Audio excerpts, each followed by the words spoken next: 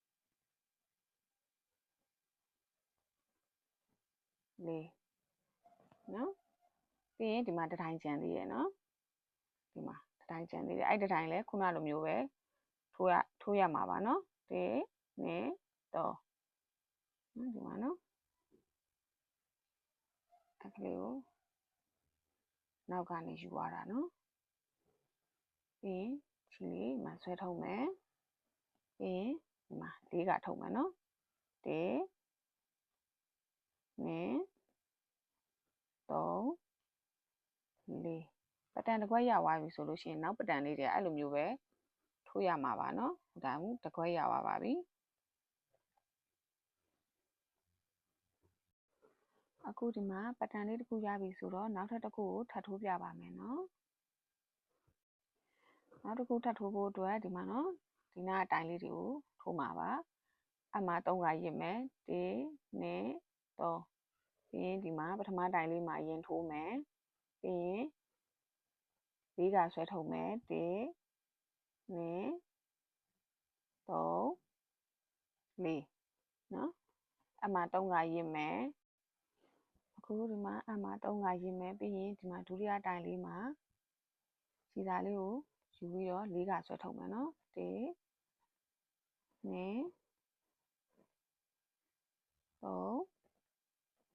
3 4ခုနောက်ထပ်တစ်ခေါက်အမှ3ကရင်းမယ်တတိယတိုင်လေးကိုယူပြီးတော့ခြေသားလေးဆွဲထုတ်ပြီးတော့ဒီမှာ4ကထုတ်ပါမယ်နော်2 3 4နော်ဒါဆိုရင်ဒီဘက်ချမ်းကိုထိုးပြီးပါပြီဒီနေရာကိုထိုးပါမယ်1 2 3ဒီမှာနော်အကအနောက်ကနေလာတာနော်ဒီနားလေးနည်းနည်းမျက်စိရှုံပါဆိုလို့ပြီးရင်ဒီမှာခြေလေးကိုနောက်ကိုကလော်ပြီးတော့ယူပါမယ်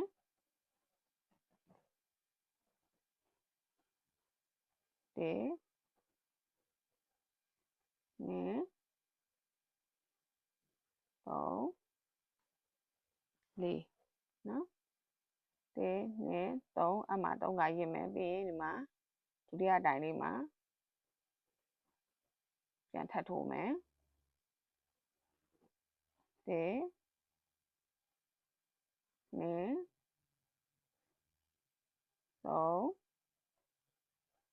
4နော်ပြီးရင်အမှ3ကရင်းမယ်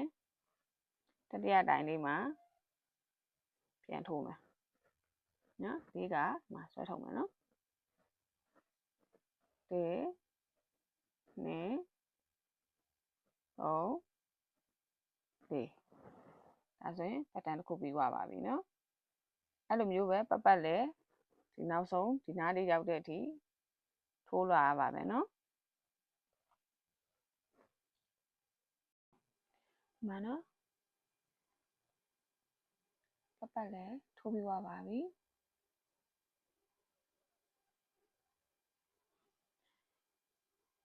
ပတ်လဲထိုးထားတာအခုဒီမှာနော်ဒီဖုံမီ3တိုင်တက်ထားတဲ့တိုင်လေးပါပါတယ်နော်အဲ့ဒါမှာ88တိုင်ပြည့်မှာပါနော်သူလိုလို့လည်းမရအောင်ပို့လို့လည်းမရအောင်နော်ကွက်တိဖြစ်ရပါမယ်နော်ပြီးရင်ဒီမှာရှက်ကော်လေးချိန်မယ်နော်ရှက်ကော်လေးချိန်မယ်ဆိုလို့ရှိရင်အခုဒီနေရာလေးကနေစပြီးချိန်ပါမယ်နော်ဒီအပေါ်မှာချိန်တယ်ဆိုရင်မှားပါတယ်နော်အခုဒီမှာရှက်ကော်လေးချိန်မယ်ဒီလိုလေးနော်အဲ့လိုလေးချိန်ပြီးသွားပြီဆိုလို့ရှိရင်ဒီပေါ်နားလေးထိရောက်တဲ့အထိချိန်လာပါမယ်နော်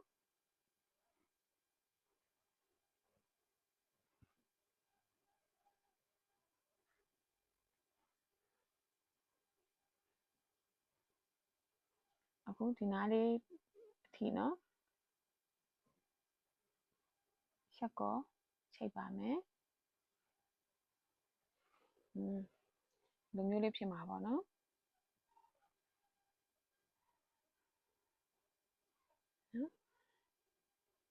ဒီအခုဒီမှာ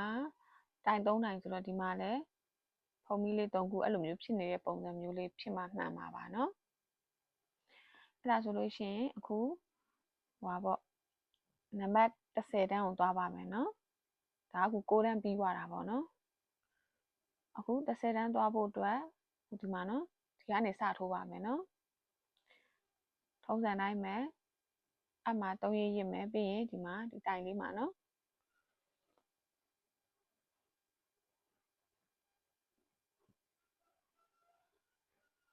2ခါ3ခါ4ခါနော်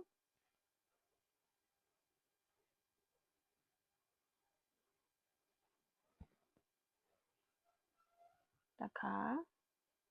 2ခါ3ခါ4ခါနော်